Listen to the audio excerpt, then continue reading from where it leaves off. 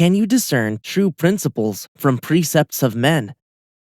Because all true principles of action are God-given and calculated to bear good fruit, it should be self-evident that where people live by principles that vary from what is true, they cannot bear good fruit, only bad fruit. Isaiah's complaint against God's end-time people is that they follow precepts of men instead of precepts of God.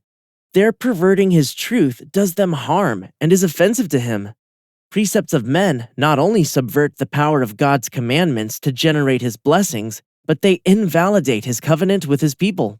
If Isaiah, for example, predicts a great and marvelous work that restores Israel's 12 tribes to God's covenant and to lands of inheritance, and that this event ushers in the coming of Israel's God to reign on the earth, and yet his people's leaders say he has already done his great and marvelous work, what should his people do? Should they not search Isaiah's prophecies as God commanded and determine for themselves what they say?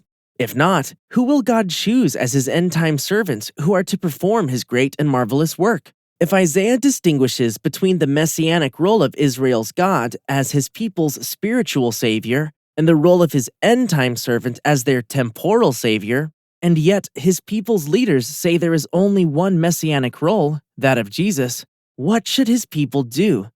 Should they not search the words of Isaiah and other prophets and determine for themselves what they say and thus obey God more than men? If they don't, what will they do when God raises up his end-time servant?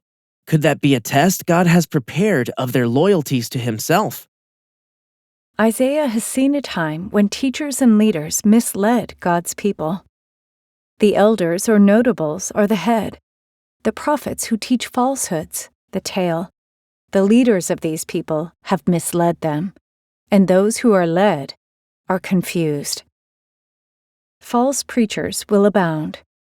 The godless utter blasphemy, their heart ponders impiety, how to practice hypocrisy and preach perverse things concerning the Lord, leaving the hungry soul empty, depriving the thirsty soul of drink.